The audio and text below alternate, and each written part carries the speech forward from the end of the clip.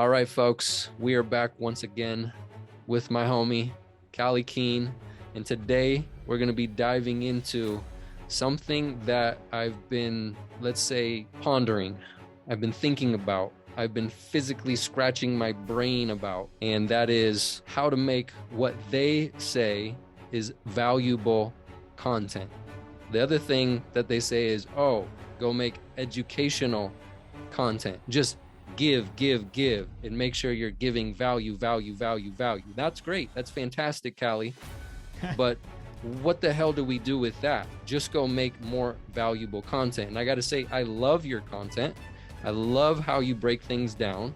And that's what got me to reach out and say, yo, do we dive into this topic together? Because it seems like you've put enough time and effort into creating episodes and creating content, just like the other videos that you shared with me. And they're very organized, very succinct. They're very to the point, and they do provide value to me. So my question is, how the fuck do you do that, bro? Well, first of all, thanks for having me back, because we always get into some really great conversations. We were having an amazing conversation right before here. I think we were carried away, but yeah, so this is such a big thing, because you hear this giant push like, well, you got to create content, you got to do this, and if we're not careful, this becomes another one of those time traps. It becomes another treadmill for us to be on, and we're not really sure why we're doing it. We're just supposed to do it. And I see this with people's, I see it with people's email newsletters. They're spending a ton of time building these newsletters, and I'm like, that this just annoys your customer, right? They do it with their Instagram or their Twitter. Nobody's engaging. Nobody's following. Why are you, like, I'm not saying don't do it. I'm saying, why are you doing it? Like, what's the purpose? Same thing with Facebook. These are, you're positioning your business and your life goals right into the time trap, right in the honeypot of losing your life, right? Of absolutely just ruining your day, no productivity. And if you do it for business, it's really easy to get sucked in and say, well, like, I'm supposed to be watching and this and this and this. So very dangerous. It's very dangerous, and I get sucked into it. Like, I have gone through periods of time where I just put it down. I don't touch it. I'm just like, who cares? Like, that's not going to make or break me. And then I have this other feeling of, well, like, okay, if I'm not doing that, then what should I be doing? And I feel like if I was just to hone in on actually doing what that means, which is create valuable content, and just put blinders on and block all that time sucking stuff out, I think it could be beneficial and productive. However, I have definitely not mastered that. And I get caught in exactly what you're talking about. And I'm sure there's plenty of other people out there listening to this show that are experiencing the time suck as well. Because there is kind of this feeling like, I should be doing it. It looks like everybody else is doing it. But at the end of the day, like, what am I really doing? Yeah. I'm not doing anything. It's not bringing me any leads, at least how I do it. It's not bringing me any conversions, at least how I do it. Like, I don't even have a business right now. I'll just put that out there as well. However, I would still like to get into learning how to at least start putting myself out there in a way where I am giving value, because I do believe as we give, we shall receive.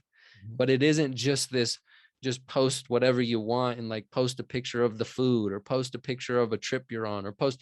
I've done that. And I'll tell you what, dude, I even started over a new Instagram or whatever this past year. I'm still down in like the couple hundreds of followers. So it's obvious, just like winging it, just posting whatever. It's just people I know, and it's other people that I've kind of connected with, kind of like what we're doing here, just business kind of stuff. So like, how do we use social media as a tool, and how can we go about it to where we don't get lost in it? And I don't know what the whole omnipresence thing is about. Like, should we be focusing on just one platform and really figuring out how to crack the code on bringing people value? And then I would like to get into like, what does that shit even mean, bringing people value and all that? So take it away. So, okay, let's break this down into a couple of smaller chunks so we can take the fire hose into a trickle. Please do. So there's a lot of pieces to this. The first thing that I really that I want people to act with intentionality. Like I want you to understand, like, well, this is why I'm doing this, and like what a great outcome would be. And if you can write it down. You can write it on your wall. Like, I got it on the whiteboard. This is the reason why we're doing something, right? This is who we're doing it for. This is what an ideal outcome would be. And like we were saying, we might have to do a different episode on goals and goal setting. But I just like to start anything like this with intentionality, and and so you can understand. Yes, me posting a picture of my dog, like, it gets great engagement and it breaks up the content in a different way. It's still strategic, but value is created by the consumer. It's not created and delivered by you. And I get pissed off about this all the time because people are like, deliver value, deliver value. Mm-hmm. And I tell them, you cannot deliver value. It's never been delivered ever. What you have done is you've created the opportunity for value to be created. Right? You're sharing experience, information. It has to be transformed and then applied to create value, because value implies an outcome, whereas you've put an Instagram post, right? It's potential energy. It's not actual work, right? Mm-hmm. Work is the application of energy, right? Mm-hmm. So like, that's just something that is as an aside to understand some of the premise of like what I'm going to talk about. But think of it like this: is people are predominantly, they're just pushing stuff, or they're seeing what is popular, and then they're copying that and pushing it out. And this is the trap that people get into in businesses. And I'm in the product business. I'm in the knowledge business. You see this a lot, right? Is people are, oh, Mm-hmm. this is really popular right now. Like, this business model is really popular. And if you build your social or your business or your life based on what's trending, well, when that trend dies, when it goes away, you're left with nothing, because what you're seeing is an outcome or a single point of data. It's not the actual thing. You're not really seeing everything. But to take and then push, it's like building a product and then spending all the money and then saying, okay, now who wants this? Spending all the money on ads, calling, cold calling, and pushing. And businesses that operate like this, that's what you're doing with your social media. You're creating bullshit and then pushing it out and wondering why nobody wants it. Mm. So what we want to do is we want to pull. I know this sounds overly simplistic, but there's basis in lean manufacturing and a lot of philosophy here, is that what we want to do is we want to pull needs from our audience. And that's how I create all those lead magnets, Cody. Is I literally, this is my dumb way of doing this. I literally just ask. I get on calls like this. I get on podcasts and I just ask somebody. I had right now, a good friend of mine, client, he said, how do I create funnels for his product business? I heard about this. How do I create automated follow-up sequence? How do I do that? I'm going to answer his question, but I'm also going to make a lead magnet about it. Because that's like the third time somebody's asked me, how do you do this? Hey, I saw you doing this. How do I do that for my business? So I pull those needs and then I say, well, there's probably 20 pieces of micro content that I could create. And there's one big piece of content that I could create. And I could create a lead magnet. I could create a podcast episode about it. If I create a podcast episode, that's pretty much going to be the same thing as the training video. I'll go in more depth with the training video, and then I'll make a cool graphic or a cheat sheet or something like that for the lead magnet. So, okay, now I have a couple pieces of content, but I didn't have to come up with it. I just had to listen. Mm-hmm. And what I really want you to do, and I want myself to do and focus on, is putting myself in a position to be able to listen, right? So that's more important. Okay, so we're talking about listening Mhm. to the questions, Yep. and then you're pulling from the questions. Yep. Okay. Can we break that down? So here we are. You're listening, right? And I also think there's another way to listen, which you've talked to me about, which is to go inside of groups Mm-hmm. where your people congregate, right? Which would mean I would have to know my who. Yep. Like, who are my people? Where do they meet up? And then listen to them talking amongst each other or asking questions in the group. So I don't want to get sidetracked, but I think Yeah. that you can listen in that capacity, just like you said, because I'm just starting out. So I don't have people calling me. I used to have people ask me questions all the time back when I owned a gym, back when I was teaching mobility, back when I was teaching people about nutrition, about movement, XYZ. Mm-hmm. But I'm starting over from scratch. So for a beginner who's just starting out, isn't getting questions because I'm not the expert anymore, so to speak, starting to happen as far as like working on a team in the sales world. Mm-hmm. So I'd like to unpack this though. A question comes in, another question comes in, and another one comes in. They're all the same question. Yep. So it's like ding, ding, ding, light bulb moment. I should probably turn that into content because the market is speaking, right? Yep. So now that we have this, You also know what channel to release that content on, because you're like, hey, every group that's like this, they're constantly asking a question that looks like this. So if I created a lead magnet, posted a link to it, I could probably get some people into my CRM, right? mm-hmm. Pretty straightforward. So it also would depend on where the question is coming from, because that could tell you the channel in which the lead magnet would probably be best suited for. Yeah. So like, there's some interesting things here, but like this is going to come out as a utility argument, right? It's like, why should I be on Facebook? I don't like Facebook. Well, your customers are probably on there, but and if you can control yourself, join a few select groups that you can listen to your customer, and you can engage those groups, and you can find people, but you can just actively listen. You can look at that look at that question and look at the answers that people give. They give Mm, terrible answers. They're not mm, that they're wrong, they're just generally incomplete or not very thorough. Look at somebody that's really answered that question really well. That might be somebody you want to talk to, that you want to have in your peer circle. But like, there's a reason to be in those groups, and this is to just dial it back is like, yeah, knowing your who. We've talked about that a lot, and I think that after goals, that is the second most important thing that there is in any type of um, certainly any kind of in business endeavor. But I would say that if you wanted to do something, that this is also a really important. If you wanted to do something, if it was to achieve a better mental state, if it was to achieve better physical state, nutrition, any of the things that you talk about, I am also going to say, okay, well, who is interested in that? Where do they congregate? Who do they find to be their thought leaders? And once I know who those thought leaders are, I can kind of see, well, where do those people put out their content?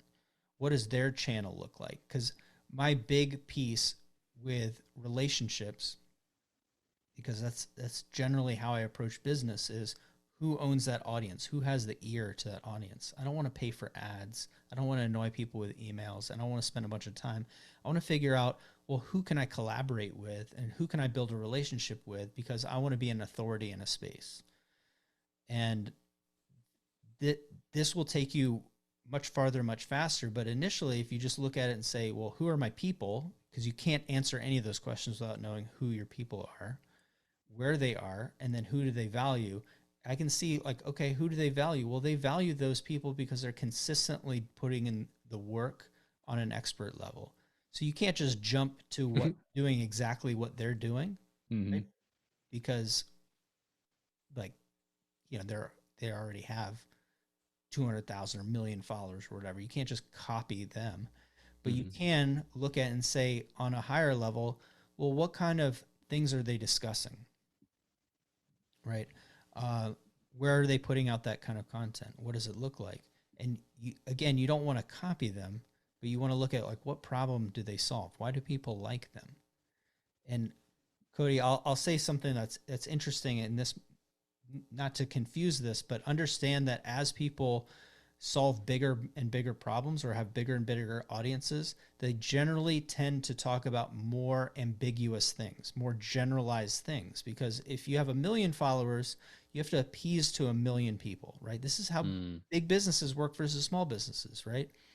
So like if you're copying somebody that has 1 million followers, like understand that they are doing something to appease to the largest audience and get the most engagement at that level. But if you look Mm-hmm. at your niche group and say, who's the person that outside of this group, people don't even really know who it is, right? But to this group, they're everybody. Like everybody knows who this person is. Very important. They have 20,000 followers, 50,000 followers. But if they post in that Facebook group, everybody wants to comment, right? Everybody listens to their podcast.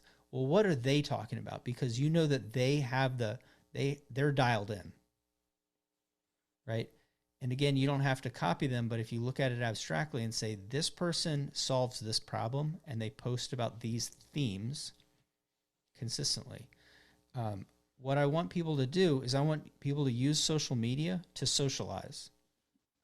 Sounds crazy, right? Mm-hmm. Like you can actually engage those people who are those thought leaders. And if you want to avoid some kind of time suck, dial down your followers or create another Instagram account and only follow those people.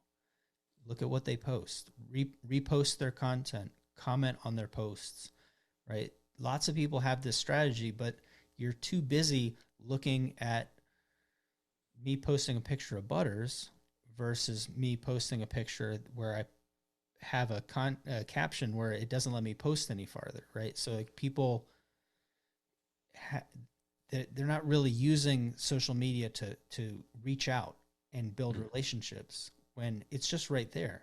Like Mm-hmm. the thought leader's right there. You can you could just repost their stuff. You can just comment Mm-hmm. and just do it consistently, and you can start building relationships. But like this this is a more intentional way of using social, right? Okay. So now we're talking about reposting, and that's another method, right, of sharing content, right? Um, Yeah, and curated it would content. probably be valuable eventually to somebody because other people are already getting value from it, but it's also creating a relationship because obviously if you keep posting somebody's stuff and tagging them in it, they're going to be like, who's this dude? This Yeah, dude keeps tagging me in all this stuff. And then they look and they're like, oh, dude, this guy really vibes with my stuff. Look at all the reposts he did. yeah. Look at And a it's like, damn, I got a profile. little soldier. Nobody's going to complain about having a soldier. And then the next thing you know, it could lead to something else, is what you're saying. Oh yeah, absolutely. Like I can't imagine somebody um, being a thought leader and having enough followers where that's not going to be effective, right? Mm-hmm. Um, if they're like a broad celebrity, like yes, this isn't going to work. But you figure that if you make a list of the 10, 20 people, I pick a lower number. We were talking about Dream 100. I think that's it's very difficult and excessive. And just like how we want to do Mm-hmm. goals, like we want to get better at dialing this in, make a list of 10 or 20 people, follow them. And if you don't want to promote their book, promote their program or their podcast or repost what their content is, then cross them off the list. But you look at that group and you say, well, everyone that's in my tribe and my customer group, my potential customer group, they value these people. So I know that when I engage these people, I'm also creating this. I'm creating a conversation for my community. It's not Mm-hmm. wasted effort on the content creation side, certainly not on the repost side. But yeah, you're actually building a relationship, and those relationships will happen, especially if you're also posting content that is solving similar problems for similar people, Mm-hmm. right? You Mm-hmm. become part of an actual conversation instead of a rambling fool posting random shit. Mm-hmm. So how do we become more targeted? Because I like both of the things you just brought to my attention. And just to come back to the pulling from questions, the listening piece, right? So you figured out, okay, I was asked X question multiple times. I should probably make a piece of content, Yep. right? People are looking for a solution around that. So, all right, now you have a topic. Mhm. Okay. So where do we go from that? Because I do feel like I'll just put this, the reposting, that also sounds like a great way to use leverage, Mhm. right? But I also have a desire inside of me where I want to help people. Yep. And I want to figure out, is there a framework where I can tap into creating content and over time find my process through using some sort of framework, probably from somebody else that's been doing it longer that has good results from it. Now I can implement that framework and refine over time, right? Get better at it. But as a starting point, I would love to hear, okay, you're at a topic now. Where do you go from topic? Because you mentioned, and this brings up two other ideas, which is you have a topic. You talked about, well, I could use this topic and share it on Facebook, or I could share it, say, in a webinar, or I could share it in a newsletter, or I could share it on Instagram, or all these channels or platforms. Now, do you start with like a topic and create a master outline, and then you can create off that one topic multiple pieces of content, Mhm. which would be more specific to the platform? All right. So check So this take me through that process, out. Okay. please. So a couple things is, uh, and bear in mind, like when I started my podcast, coming up with topics was pretty brutal, and taking 10, 15 years of experience developing products and working with companies, and then saying like, okay, now what's a reasonable thing to talk about that somebody is going to listen to in 45 minutes and 30 minutes and like get anything out of this. Yes, yes, Uh, please. so it was such a pain in the ass. So like, let me, what I do now, and really I had to think more and understand. We talk about repeating things to become skills, and communication is the same. Communication breeds clarity, right? We can't be clear on something unless we're able to communicate it, and communication in itself is a skill, right? So Yes. like, if you want your idea to be clear, you have to communicate it, and you have to practice communicating it over and over again. Okay, so I feel like I'm turning into a goddamn madman trying to take a topic and break the topic down. And I'm like literally writing so much stuff. And I talked to you about the whiteboard today. And now I'm like talking to myself. So here's what this is what I'm doing right now, and I'll give you a framework. I think that anybody can use this. So first of all, like I'm known, I'm the product coach. I'm the product guy. But that Mhm. even that I found is not specific enough, right? Because then people are like, "Oh, what are you, an e-com marketer? What are you this?" So I want to be in a category of one. I want to be a category king. So the thing that I'm most famous for is collaborative launches for physical products. And so I want that to be my core thing. That's what I teach people, is how to rapidly grow their product business and their brand using collaboration as a vehicle. Okay, that's great. There's literally nobody that's saying, "Hey, I'm going to show you how to develop the one relationships that'll change your life, change your business for products." Like that's it. It's just me. That's great. Okay. So that's where I'm at right now. Well, I have my process, my 9-step process. It goes through 3 stages: iconic brand, magnetic offer, and geometric scale. Those are my 3 stages. They have 3 steps in those. So I have 9 steps. The steps have little action sequences to take, so that they have 3 as well. So now I have 27 things that I could talk about. And I have what I'm looking at right now is I have a mind map. Center, it says this is what you do. Off of it, there's 3 things. Those are those 3 stages that I take people through. If they were to work with me, that's what I would do. So I want to make sure that all of my content is in alignment with the value that I can actually give them if they were to work with me. Mm-hmm. right?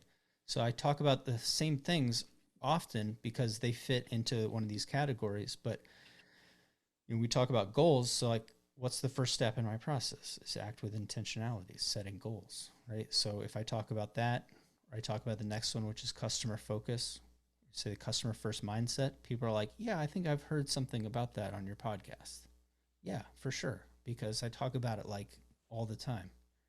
But if I start building that mind map out with those three, three, three, I have a pretty robust little neural network, right? But I can also then search on that topic, and I can see on a statistical basis using, let's say, um, Ask the Public, or in my case, I use SEMrush to see like, well, what questions are people asking around that topic? Or I can just listen to my groups, or I can just ask clients, what questions do you have about business operations, scaling operations?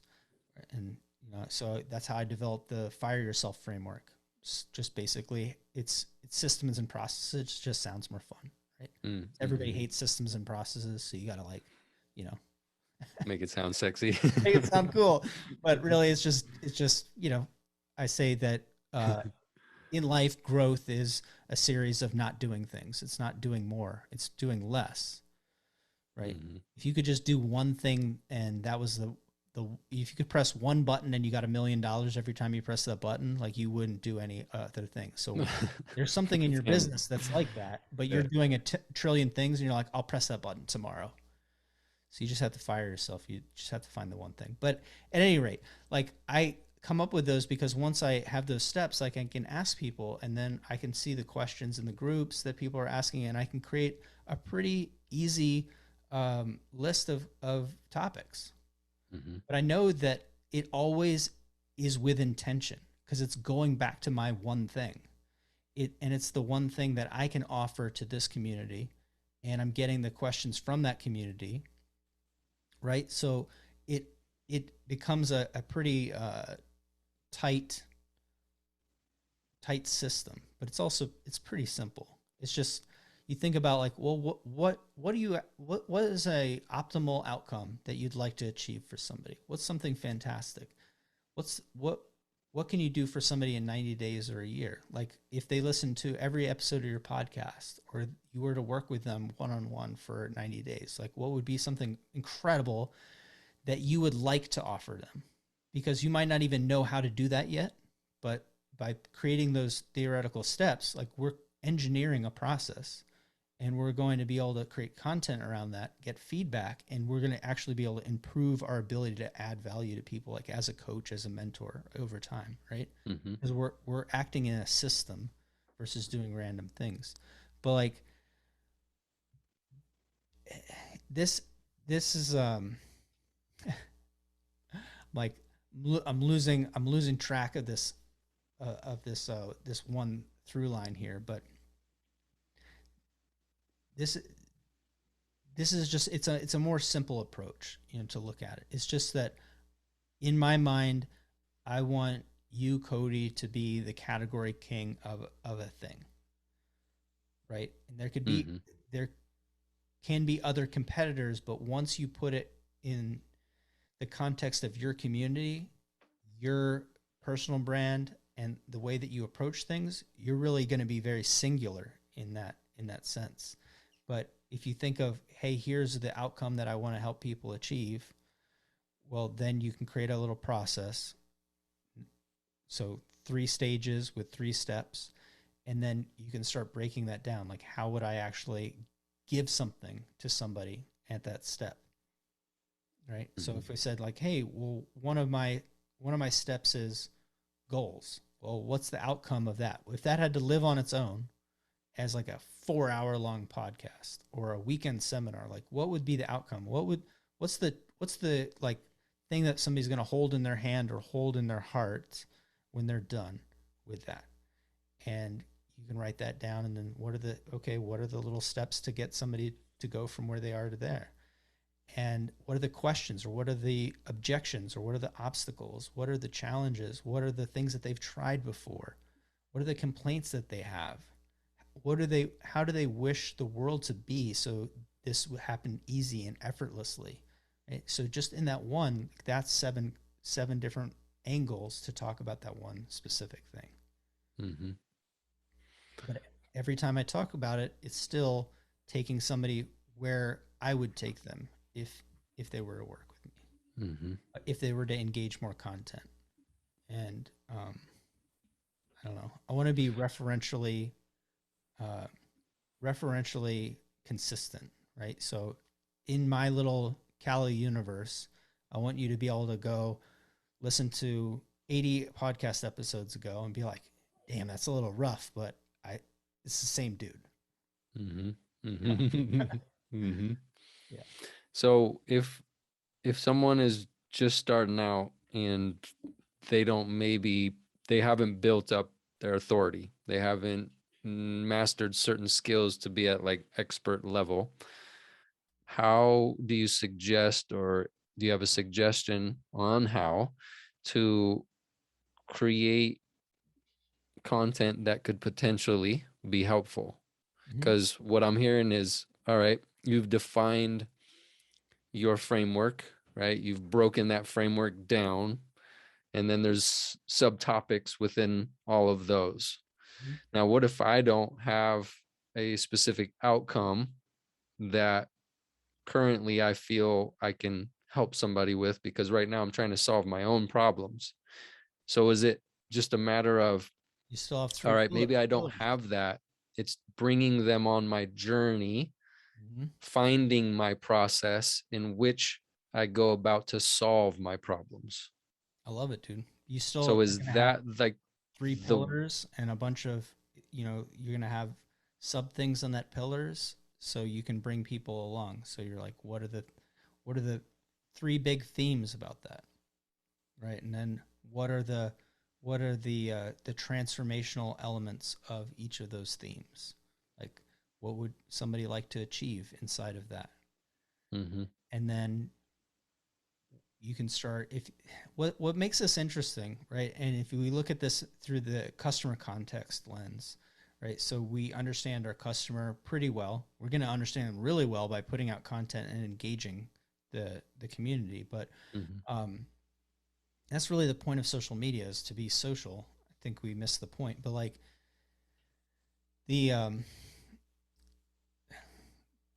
like these little content pillars, like if they're important to somebody, like we can see how other people are talking about it, all the questions that are, we can start building up and cataloging all of these other pieces. Something will coalesce, something will like come together in that. You'll see like, well, this is what people want to achieve here. Why am I not thinking about that? These are the techniques that people are using.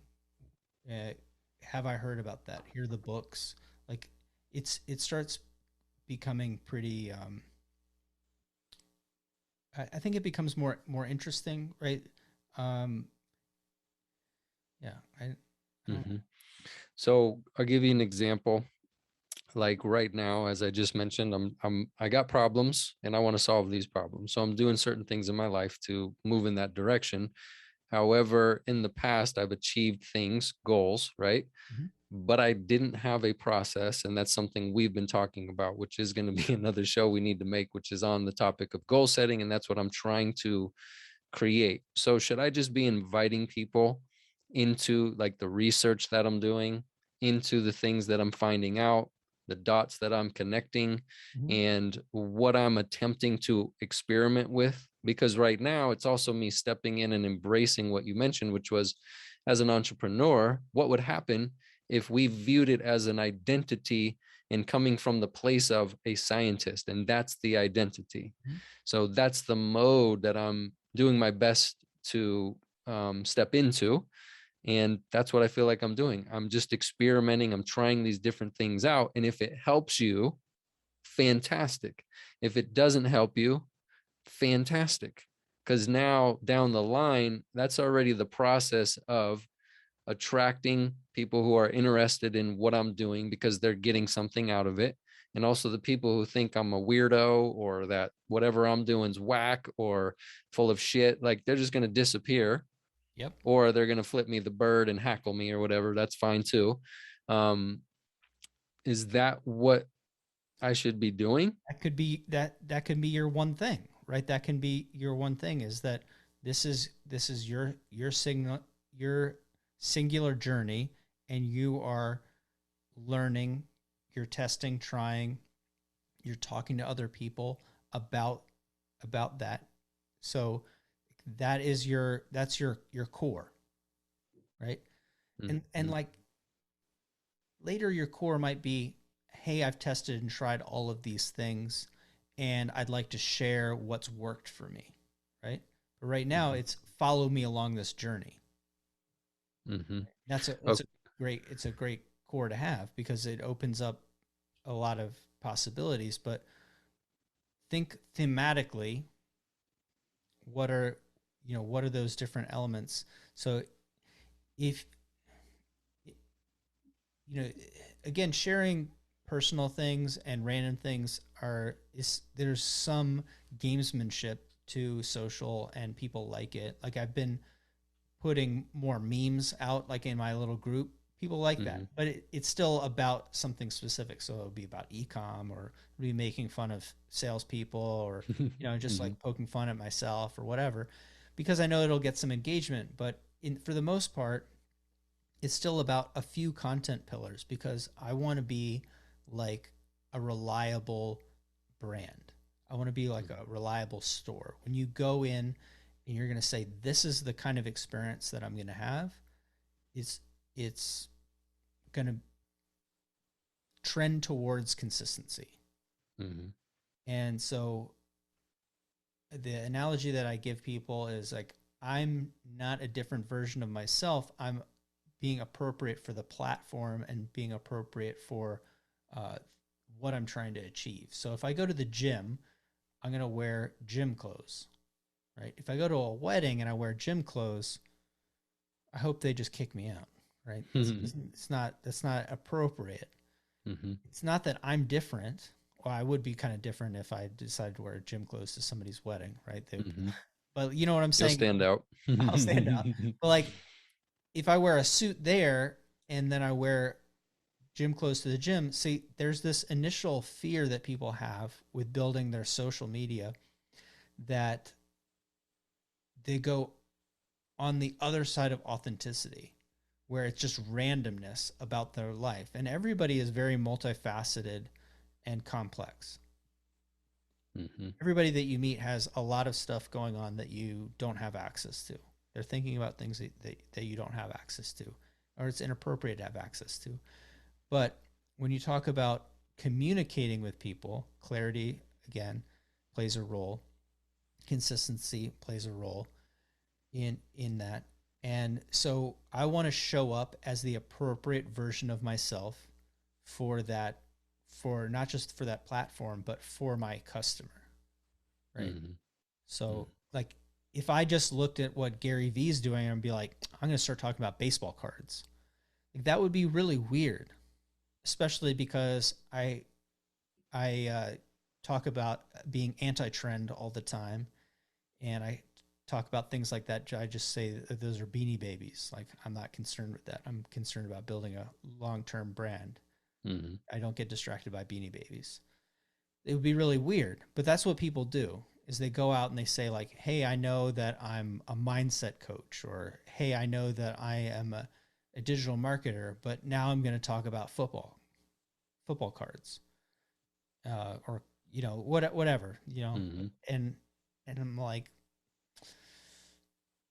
that serves you. But if you're building an audience and you're trying to be a credible brand and you're trying to have a conversation, it would be like having a conversation with somebody and like all of a sudden I just started talking about football cards. Yeah. That would be Mm-hmm. weird. You'd be like, this Mm-hmm. person's a little weird. And that's what people do. Mm-hmm. You know? So there has to be congruency, Mm-hmm. and you got to pretty much stick to that. And when you step outside of that, it's going to be like throwing a curveball at somebody. Yeah, I mean, you could figure out a way to make it fit because you Hmm. are you and you came to that conclusion from some reason. Hmm. But like that is a more expert level of communication. But if you figure like everybody is coming to me for information on growing their product business, that's the Hmm. point of my podcast. Let's just pick on the podcast. Product entrepreneurship for impact. And I say change your life, change the world, change your business. You know, that is thematically what we're talking about. If I throw that curveball, people are like, well, that was kind of a weird episode. But if I can frame it in a way that makes sense, where I can say, hey, look, this is why it's important to pay attention because there is a macro trend towards collecting and nostalgia right now. So Hmm. here's how you can. I like football cards. I don't really talk about it, but here's a way to roll the concept of nostalgia and collecting. And I have an episode that's on addressing uh, your product as a collector market. So to like create products for collectors, passionate people versus just everyday people. I don't collect football cards, by the way. I'm just saying, like, Hmm. there's a way to talk about something like that where it's relevant to what you're saying, and you get that idea because it's outside. But what I see people do is that they just want to put out something. So they're just like, cool. I went and saw Dan Flashman's, uh, card shop, and I bought some cards. I'm like, well, that's not really a great post. What you should say is like, hey, I've admired this guy's entrepreneurial spirit for years, and I was in the area, so I wanted to check out the store. And it's very inspiring what somebody can do with collaborative launches, of course. Like, but Hmm. it's inspiring what somebody can build so quickly. And this Hmm. is what's cool about the store. And hey, I saw Dan. Here's a picture of me with him. Like that makes sense, right? But that's not what Hmm. people do. They're just like, hey, copped this awesome rookie card. Like, Yep. like, dude, you're missing the boat here. You're not Hmm. having a conversation. You're having like a, you know, like fake flex moment or something. I don't know what's going on. Hmm. Hmm. A Yeah. little fake flex. Yeah. Okay. So let's go from topic and dissect this a little bit more. Because like I said, on your shows, it's there's a point that you're sharing and you're helping people see. You're bringing specific things to light. So you pick a topic out of your list of topics, right? Now that you have a topic, what do you do? Like, what's your process with that? Do you have a framework for, okay, I'm going to make this show. It's going to be about collaborative launches. Let's say that's the topic. Okay. So now what do you do? How do you organize that? How do you prioritize that? And how do you stick to the script without writing a script? Oh man. So like I'll tell you that this is something that I'm still figuring out Okay. because if I don't write at least bullet points, Mm-hmm. so my best episodes, I just I use this framework. I have a hook, so I want when you're scrolling through iTunes to have there's something that's slightly offensive. Mm-hmm. It's like uh, if you use Facebook ads, you're going out of business. Like that's like the little subtext below it. And then Mm-hmm. I generally like to tell a little story, is a client story or my story. And then I have 3 points. And my best episodes, I literally just write down the hook. I say, "Hey, tell this story." And then I have a bullet point, a bullet point, a bullet point. Maybe I have some other like random notes in there and then I just talk. Now, if I do that, at this point my episodes will be like half an hour or an hour long. And what I haven't mastered is how to do that and deliver the same amount of information concisely in the length of time that I'm focusing on right now, which is sub 30 minutes. So somewhere between 50 minutes and 25 minutes. Quick podcast when I do my solo episodes. So Mm. to do that, Nugget. yeah. Because I mean, I'll tell you, if I can hit 15 minutes on an episode, that episode does really, really well. Really. Yeah. And it's commuter time. You Everybody said will listen. sub 25 minutes or sub 30 minutes? What Yeah, did you so say? let's say sub 30 minutes, right? Okay. And think of it like this is If you're like me, you listen to them a little bit sped up, but that's like one car trip. It's like just Mm-hmm. I'm just going to commute in there. That's like one good walk. Right? Mm-hmm. Um, it's easy. When you do those 2 hour long episodes, they're amazing. But like I listened to yours and Corey, it took me all week to listen to it. I was like, Mm-hmm. if I was stuck in traffic, I would be able to finish this off. Mm-hmm. Took me a That's very interesting because I'm the same way, but it's funny. I like long, in-depth conversations. yeah You know what I mean? But if yeah I do look at it, like you just said, in my like work week, bro, it's very hard to fit in podcasts, honestly. And I want to listen to them. When are you going to have a time to listen to your top 5 podcasts if they're all an hour long? Dude, the most podcasts I listened to was with what you just said back when I lived in LA. Mhm. After I got rid of my gym, I started working for a buddy of mine training aggressive dogs, and it was like 45 minutes to an hour each way. I was like the podcast king, Yeah. and I loved it. And I was like, this is so amazing, and I was learning so much. But now, bro, no. Like Yep. even trying to research people to do a podcast with and then reach out to them and da da da da, da. It's hard for me to fit that in, and it's like part of something that is almost like a job for me. Yeah. So why would I expect other people to listen to a 2 hour episode? Right. So there's Gotcha. there's there's anti-patterns for everything. You know, obviously Joe Rogan has a 3 hour long podcast that he Yeah. does almost every day. My Is brother does like 2 3 hour episodes and seems to be great. yeah, yeah, yeah. So like it just that becomes the audience that you have. Just Mm-hmm. understand that if I'm going for busy entrepreneurs that are trying to grow their business, Mm, it would be irresponsible of me to make 2 hour long podcasts because I'm like, well, I can't listen to that. Like, mm, why would I expect my audience to be able to listen to that? So that's just it's a personal goal of mine to learn how to um, hey, that should be 3 podcasts. That shouldn't be one long podcast, right? That's something that mm, I'm working on. And to do that right now, I'm going back to the basics. And so the episode that I just launched that was on collaborative launches, mm-hmm. I had to write I had to write down bullet points of the whole thing, just like I would do uh, for like speaking at a conference when I started. Mm, And I roughly know that hey, if I have a page of bullets, like it's going to be this long or this many words. So you look at that podcast, it's very short because I wanted high consumption of it. But believe it or not, it's like almost 2,000 words. So it's like 1,700 words is about 13 minutes. And you is that after you like transcribed it or something? You were able to see how many words it like is? that many words of it just being like bullet points. Like you just look at it, it's like it's pretty interesting. It's actually 5.5 Okay, so pages. this is what I'm trying to go through, and this is what I'm turning into a madman because I'm reading the Tiny Habits book, and reason being is goal setting, and then how do we create a process because goal setting or achieving goals is a skill, as you've mentioned. Mhm. Changing is a skill, which to me means transformation is a skill. So I'm working on breaking that stuff down. However, it sounds like maybe you have like, okay, you pick this topic and now you've created a bunch of bullets. However, that's not going to be one show. You're going to actually chunk that down. Yeah. Okay, That, cool. that's Let's what go I'm there. What are you that's doing what with I'm that? going for right now. So when I said, okay, why the best brands use collaborations to achieve massive growth? I'm like, okay, well, I want to give a couple of points, and this is why I hate most business books is that they'll belabor the point. Like they'll tell you the piece of information and then they're like, let me tell you a story. Hmm. Let me give you a case study. And I'm like, I already got it. Like I'm ready to go on to the next thing.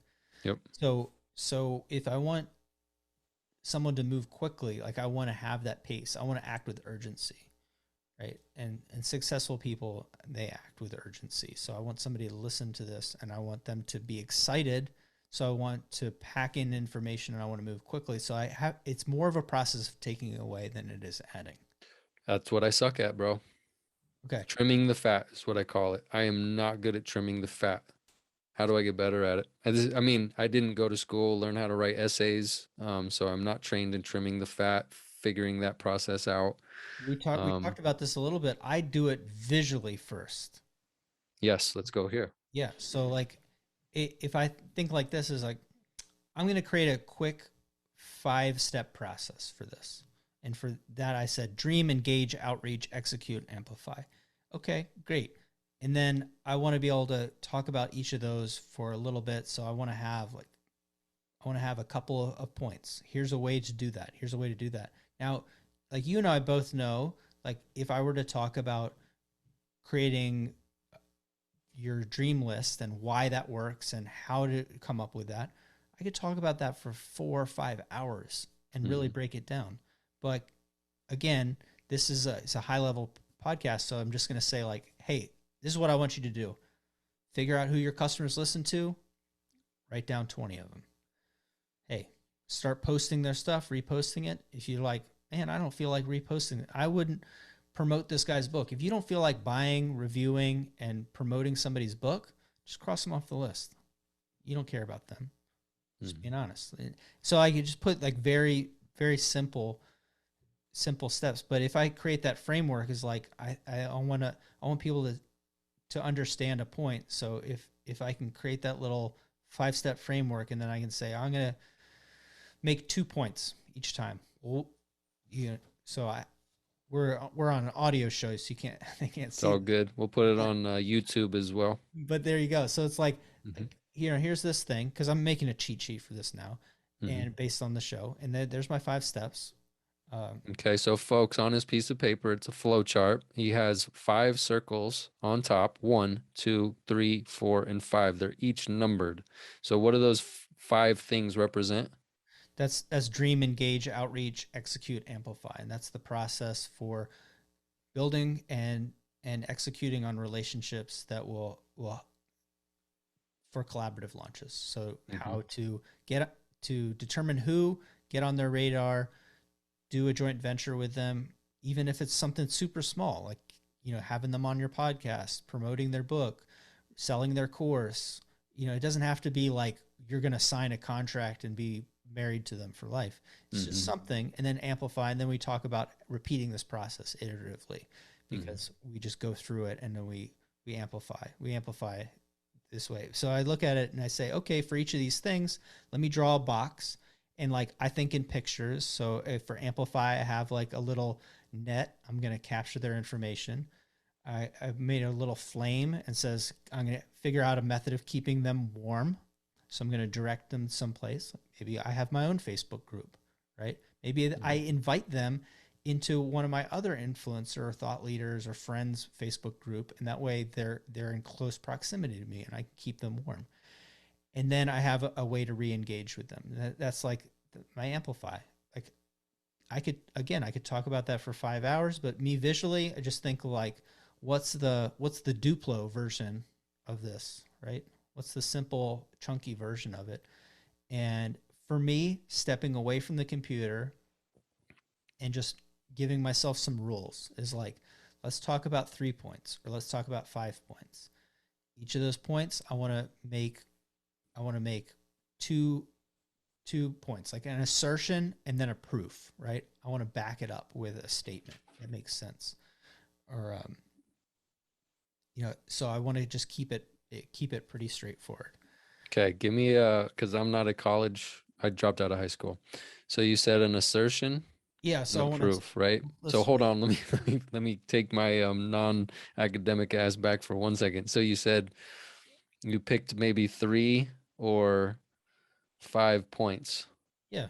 What do you determine a point to be? And then I want to get into assertion and proof. So when you say point, Hmm. so you have this topic here. When you say point, what do you mean by point? Because I want to make my thinking and communication more pointed. So what does that mean to you? Yeah, so if you pick this topic, you think like, okay, Cody, you tried something, right? And you want to talk about this thing that you've done with your audience. Hmm. Well, I'm going to create a framework real fast, just a process framework. Um, Here's what you were thinking and why you came to it. Here's your experience doing it. and then here's your experience of the outcome, right? So there's 3 points. So you pick anything and you say, okay, well, now I've created a process. And so if somebody wanted to replicate my results, they would just do step 1, step 2, step 3. And you can turn anything into a process. So if you're talking about a topic, you're going to guide them through that topic. And I like processes, Mm-hmm. right? So say that was great. So you said, okay, I come up with this topic, and then number one, I'm going to share X. I'm Mm-hmm. going to share what? What is it again? Something about my experience. Yeah, like how you arrived at that. Like what were you thinking? How did you discover something, or how did you decide that you were going to do something, right? So it's like what happened before, Mm-hmm. what happened during, and then what happened after.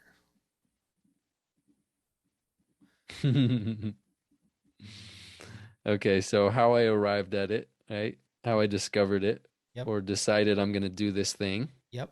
Okay. And And then now I'm going to share my experience mhm. doing this thing. Yep. And then I'm going to tell you what happened after doing this thing, Yep. my outcome. There you go. And so when you're talking about the experience, you can say like, "Oh, here's the hack," or here's my methodology. Here's the thing that I did each day, and like and then you say lessons learned. Dude, I wouldn't do it like that. I went way too hard on that. I missed this. I skipped this. But here's all the good things that happened, even though I just clumsily executed, or now I've really dialed this in. Like here's all the things that happened. But like when we, this is why processes are really awesome, is because you can just say, okay, well, when I want to share an experience that I have, this is a really great framework for sharing that experience. Is like, why did I want to do a thing, or how did I arrive at it? So what happened before? What happened during? What did I figure out? You know what's funny, dude, is on the top of my thing for the show that I'm working on, the how I arrived at it was my first point. Mm. It was like how I arrived at the topic itself. And it said it was sparked by a discussion with Callye Keen. And this is what we talked about. However, this is what we're going to dial into or focus on today. But this is where it came from. That's amazing. So thank you, Jesus. This is so freaking cool. All right. what So what's you're cool talking. about having this and is that that front part Mm-hmm. that's going to bring people into the narrative because Mm, they're your people, right? So they're going to feel the same thing that you are feeling, or a similar thing, or they'll have a similar problem, or they'll have a similar curiosity, mm-hmm. right?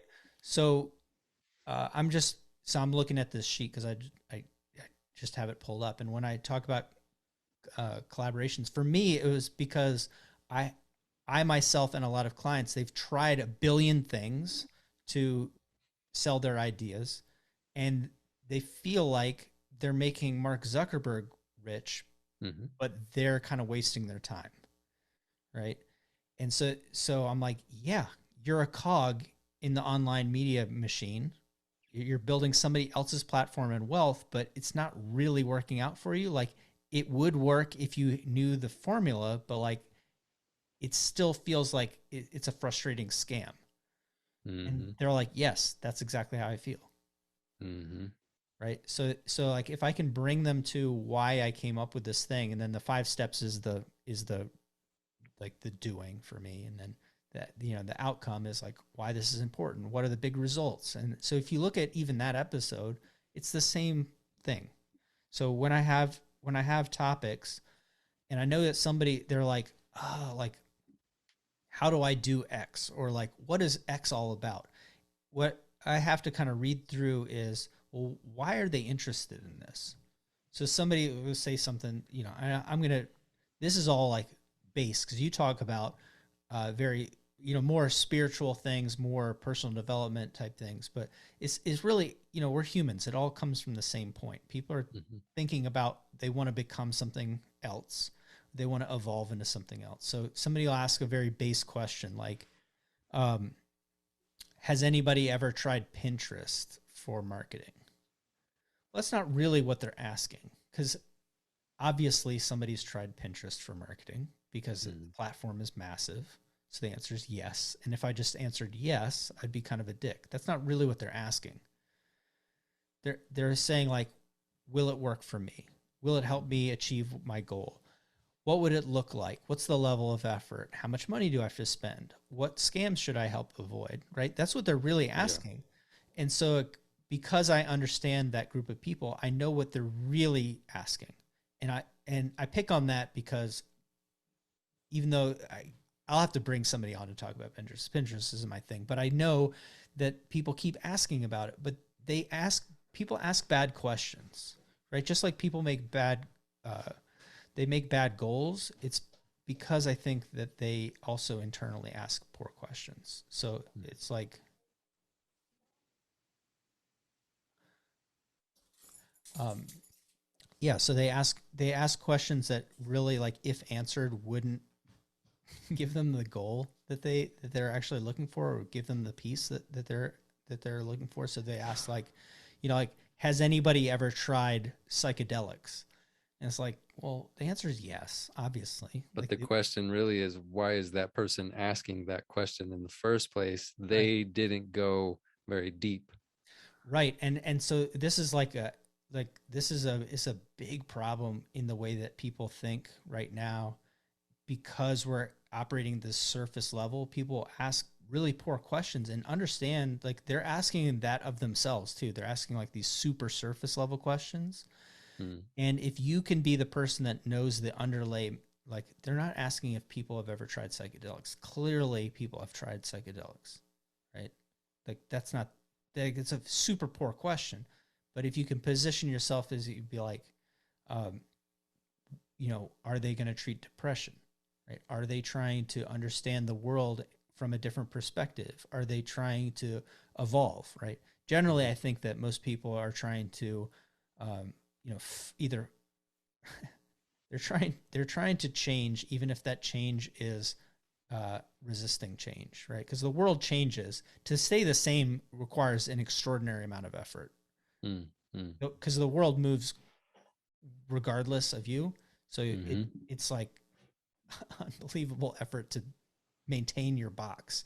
But in essence, like, they're all change questions, right? And it's like you're saying, change is a skill. So they're really just breaking out. And the reason that they ask a bad question about something super important is because that's where they are. They're just, like, breaking out of that shell. So if you can listen to what people say, and you can say, like, man, everybody's asking about this this surface level question. What's the deeper thing? Hmm. If you can hop on a call with them, or ask them a question on the comments, or just read through the comments and figure out, like, why they're actually asking that, you're going to get incredibly good topics, because there's a lot of other people that are asking themselves a similarly poor question, who really Hmm. want the answer that you're going to provide in that topic, Hmm. right? So if you said, uh, you know, unlocking and understanding depression with psychedelics, that's really a specific topic, and that's the question that somebody's asking, but Hmm. they're not going to ask that question. Hmm. Right? So, like, um, yeah, I find this kind of it's kind of fascinating. No, I do too. And I'm not one to settle for it. And I've also asked questions in that way when I lack information around the topic or the subject, Yeah, because I don't even know how to break into it. yeah, But I want to know about it. But I'm hearing there's an opportunity there if we're looking at acquiring information hmm, to then help us help them, which is to be inquisitive, be curious, and ask them why they asked the question, or what do you mean when you say, has anybody tried psychedelics, and then digging in deeper. So there's two sides of that for me. Because there's also, like, I almost, it's almost embarrassing. It's a hard question to ask when you're going to ask a surfacey question, but hmm, you just want to open a conversation, you yeah. know?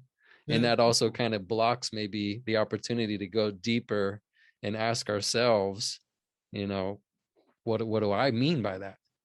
Yeah, and, like, that person probably is self-aware enough to know that that's not a great question either, Hmm. right? But Hmm. they want an answer badly enough to ask a poor question anyways. Which I think is also a good sign, Hmm. saying there is somebody who severely needs help or is really asking for help, just doesn't know the right questions to ask. Yeah, and if one person is asking that question, a lot of other people are asking that as well. And Mhm. so if you can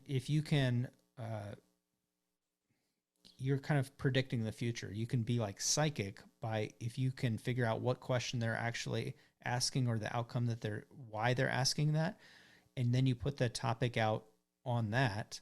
Mhm. Um, you're gonna leapfrog.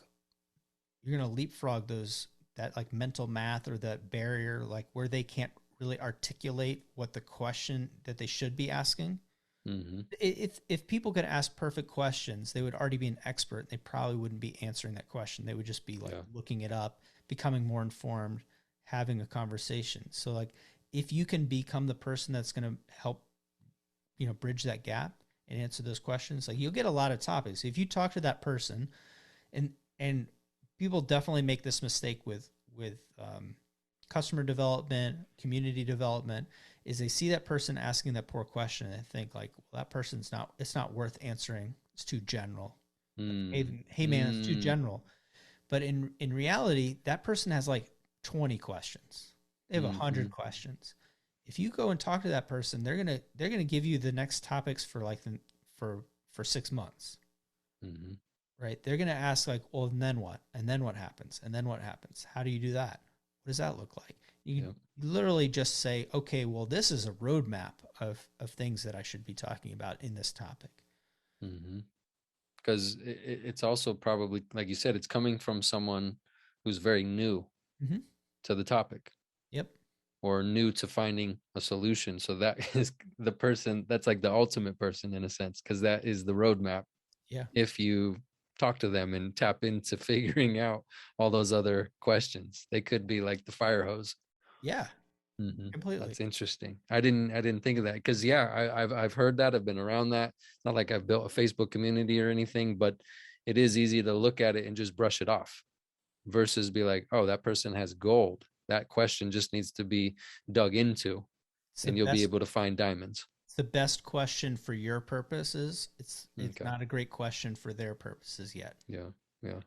Okay. So now let me go back to this 1, 2, 3 thing. You talked about how I discovered this topic or arrived at the decision to do something with it or about it. Yep. Then my experience doing that, the lessons learned, the Mm-hmm. mistakes I made, the struggles. Then we get into the outcome, why this is important. So what if you have, like you said, sometimes you'll do three, sometimes you'll do five. So what does a four and a five look like? Yeah, no, so think of it like this is it's I'm still doing it's a story, right? How did I arrive at this thing, right? So like I throw in the hook because I think it's fun, but I want to get into that too. the I the wrote that down. I'm not going to the leave that um one. the story is like my intro. It's like how I arrived at this whatever we're going to talk about. My experience of it, I like to give people like a little like here's what happened or here's how to do a thing. And when in this case for this episode, that's the dream, engage, outreach, uh, execute, and amplify. But then I say, oh, here's the outcome, and here's like the exit, right? So like here's what it can do for you. I find that that's more important, is like making it personal for them. So like this is what happened, and this is why it's important for you. But you think of it, that's like a good uh, episode framework, but like the meat of it, the actions, like sometimes I'll talk about three different things, sometimes I'll talk about five. I'm really focused on that being fast right now. Okay. That's just me. That's my personal thing. But um, This is way different than what I was trying to beat myself up with, which was I was trying to figure out like, well, what questions should I be asking? Should I be diving into why or how or when or what? Because of course they're all question related, but what you just did is gave me a great framework and it's a narrative or a story that can be shared, right, which to me is way more compelling and is going to go deeper. Um, but it's instead of me just picking up or picking random questions, what, how, why, when, whatever. It's just more about this story, and the story contains the questions. This is what my experience was. These are the lessons I learned, or the mistakes I made, or this is why this is important to me and could potentially be important to you, or here's how it could help you. Right. Like it's giving me the questions to dive into to speak about. Yeah. And it's fulfilling your core category, which is this is you trying stuff, this is your experience, and then sharing that with people so they can follow along or do along, right? Mm-hmm. Yeah. Mm-hmm. So if you do a number four, or number five, and you create 5 bullets, you're just giving, that's like a bonus package, or maybe you just needed to expand a little more. Yeah, so like sometimes the action that we're talking about, that center thing, like here's my experience, sometimes Mm-hmm. that needs more structure and it needs like more information, right? But generally you look at story, there's the thing that we actually did and then the outcome. So that center part, like my temptation is to fill that bucket with as much stuff as possible. I'd be like, Yep. and I've done this with programs before. I've done this with speaking engagements, and I've done it with uh, like incubator content. I've done it when trying to teach people because I thought like, oh man, all this is important. Yep. I got to just fill this up. But in reality, it's more of a Tim Ferriss situation where it's a minimal effective dose. If somebody's coming to you to learn, so I need to give them just enough to take something valuable away and execute it, Mm-hmm. just to take one step. And Mm-hmm. like otherwise it's just too much information, and you're going to have the same Hicks law issue, more more choices, more steps. It just takes longer or it feels overwhelming. So if I'm giving information for me, right? Because I'm saying, hey, I everything that I talk about is inside of a framework and a thesis that I have for business, which I feel like is more human focused versus like I'm going to teach you how to cheat Facebook or cheat Google or whatever. Mm-hmm. That's like my overall thesis. But I want to give somebody an action. They should be able to listen to an episode or watch a live stream and say, oh, that's something I can do tomorrow. It's just like when we were doing the side hustles. This is my thing, is that I want somebody to be able to do something tomorrow and see a result that next week. Mm-hmm. Like, what does that look like? And for me, this is the thing I'm focusing on and trying to get better at, is communicating just what is needed to take that step and saying, I don't need to explain a million things. I just need to show one thing and give somebody some homework. And I can always have more, or have a download, or have a webinar on something, or I can always answer questions.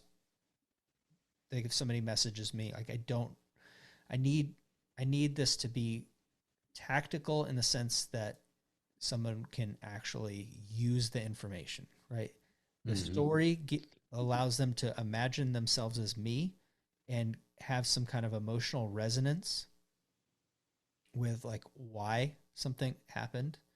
And storytelling, definitely, again, like a skill that I need to foster and get better at. But that story of how I arrived or what I've seen in the past, somebody should be able to see themselves in that story. Then they can hear the tactical bits and say, I can try that. Um, I know how that works, right? They're going to get some kind of key piece of information. And then I need to make it relevant for them. So the outcomes, what happened to me, what could happen for them. And so that's pretty simple breakdown. But that center part of the action, like I don't really have a formula in there to say like I want to make sure I hit like this exact number of points. It's just right now I want Mm-hmm. to make sure that it's something that somebody could follow. Hmm. Well, I like the 1, 2, and the 3. It's like a sandwich, Yeah. and it's like a beginning, a middle, and an end. But if someone told me to just write a story or tell a story with a beginning, a middle, and an end, there's nothing really executable about that. It's just an understanding, a theory. Yeah. But what you just expressed is no, this is something I could put thought to and mold and create a story because this is what I'm going to be talking about. It's just with this specific topic. Then you also mentioned the hook, right? Yeah. So there is that piece. And then you also ended with talking about the Tim Ferriss thing, the minimum, I don't remember what it was, minimum something, but it's Minimum one effective. takeaway or like one Yeah. step or one action. Minimum And effective dose. Just the okay, smallest amount of information that's gonna move somebody forward. okay, so minimum effective dose, because that I really liked. And then when you were saying talking about an action someone could do tomorrow that could get them a result, Mm-hmm. okay. I even thought when you said that, which was I could give them an action, but I can also give them actions in mind because some of the biggest changes that have occurred in my life happened because of someone shared a different way of thinking. They Mm-hmm. posed a question to me, Yep. and that question got me to think different, and it like unlocked shit inside of me because I couldn't see. It was almost like I was in the dark and they shined a flashlight. Now I can see. So maybe it could be an action or something they could do in mind, which is an action as well, which is to have a new thought. Yeah. Could I say so? It's almost a suggestion or almost like, yeah, why don't you give this thing a shot tomorrow? That just went through and it's just this one thing, or why don't you just sit with this one question and ask yourself this week until next show? Because one question that changed my course of my life was when someone said, you know what, maybe you should just sit with this one question and just ask yourself if you should keep your business going or close it. Oh wow. Yeah. I just sat with that question and it was action in mind because he planted a seed. I examined it for a while and I arrived at a conclusion, made a decision, took action, and it changed the trajectory of my life. I, dude, I really like that. I like it because there's a lots of different ways to think of it. But if you could master being able to embed those kind of questions that people are walking away with that idea or that question, you're gonna have tremendous content, right? I mean that's impact. Mm-hmm. I try to ask them questions or make a statement which defeats their like objection or the the dumb thing that people think. So it's like um,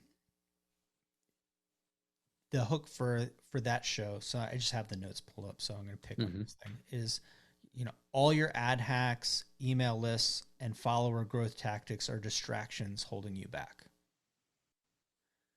And they're like, but those are the things. That's how you market a product. That's how you grow online. Like absolutely not.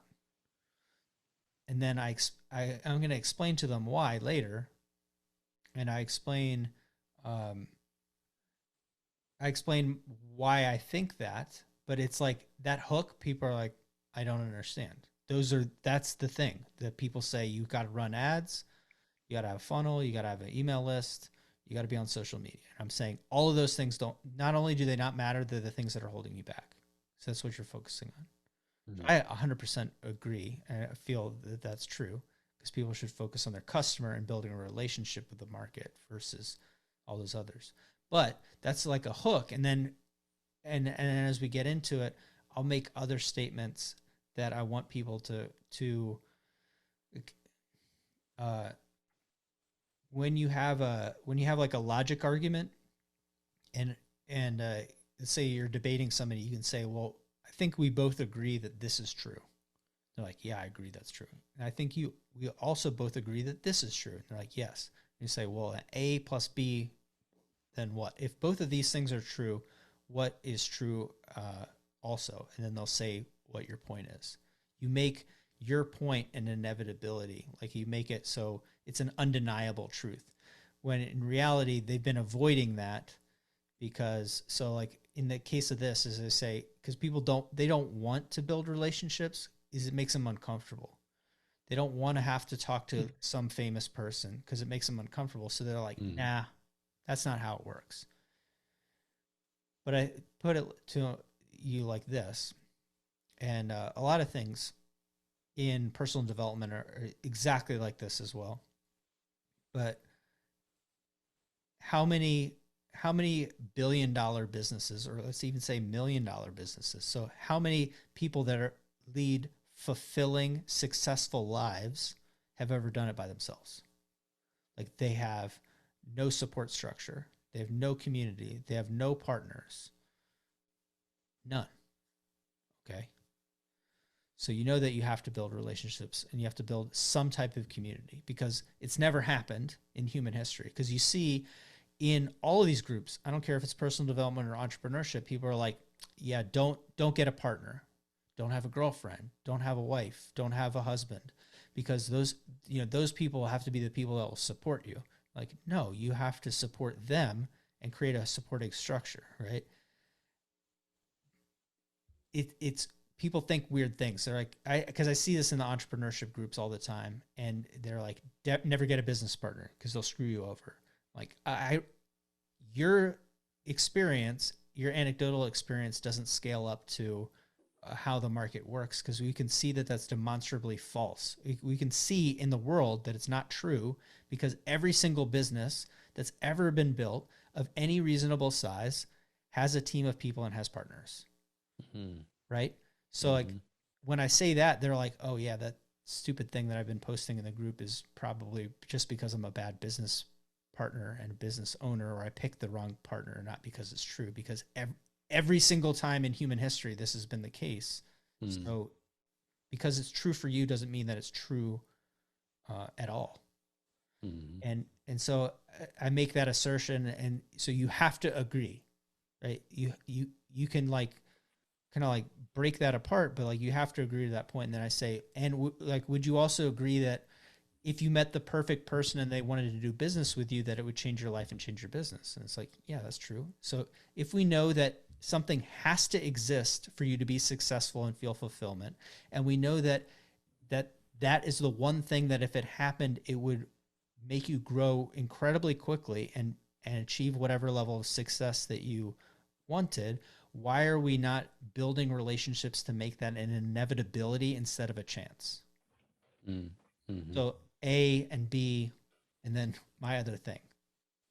I'm trying to draw somebody to that. So like, I really like the way that you frame it though, because what I want them to walk away from is say, oh yeah, I thought that you just like pay an influencer to show their butt, and like then I get a Mm-hmm. bunch of followers. But what Callye's saying is that you build like a squad and a community and relationship, and that you actually authentically engage these people, and then you're like unstoppable, Mm-hmm. right?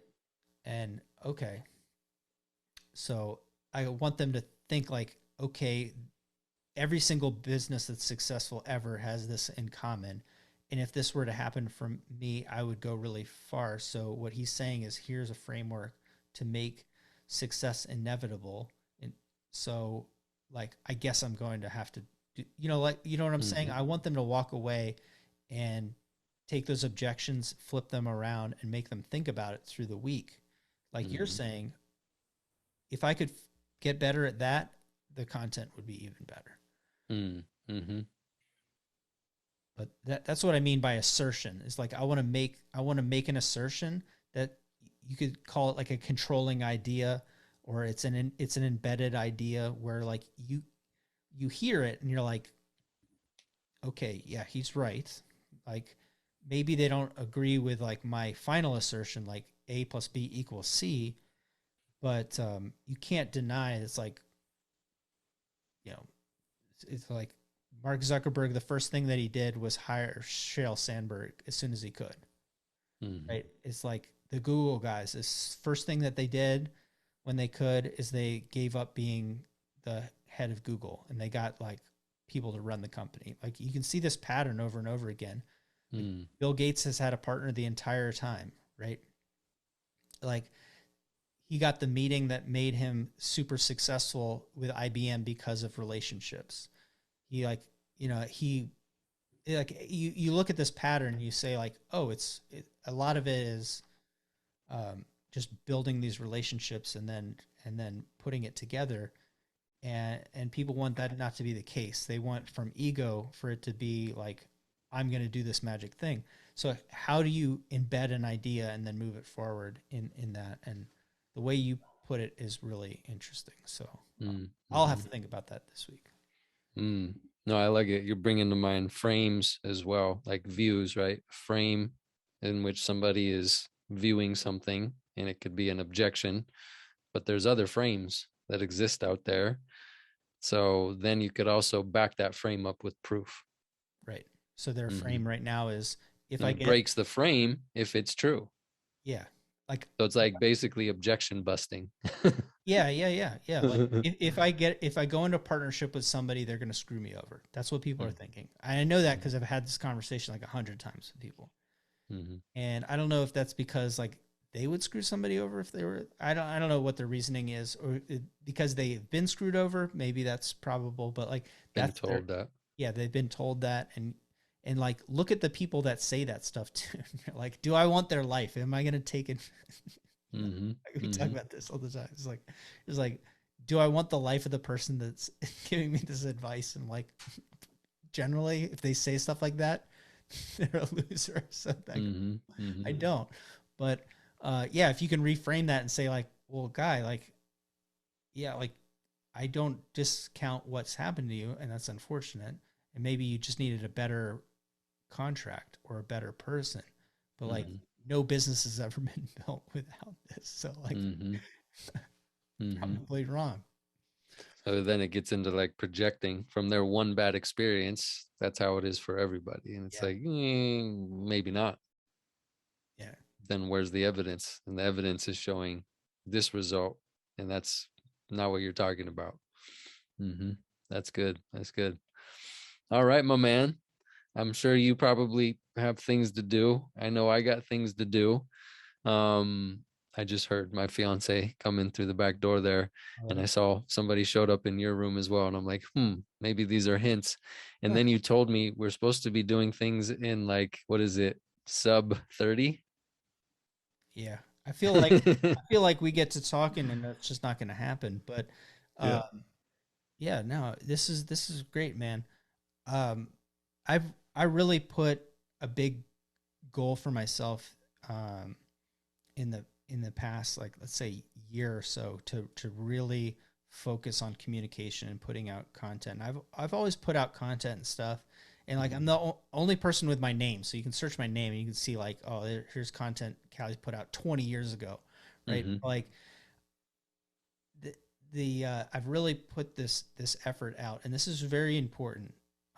So I just want to leave with this because you have a lot of different people that are listening, and uh, they might perceive that I have different goals than they do, but I feel like probably not. Like my vehicle for evolving, helping other people through getting their ideas and turning them into businesses that can create fulfillment for them, which Mm-hmm. part of it is money, but like it you can't get there without communication, right? You can't Yep. get there, and this is why content is important. It's not important to impress people, and it's not even really there to influence people so much.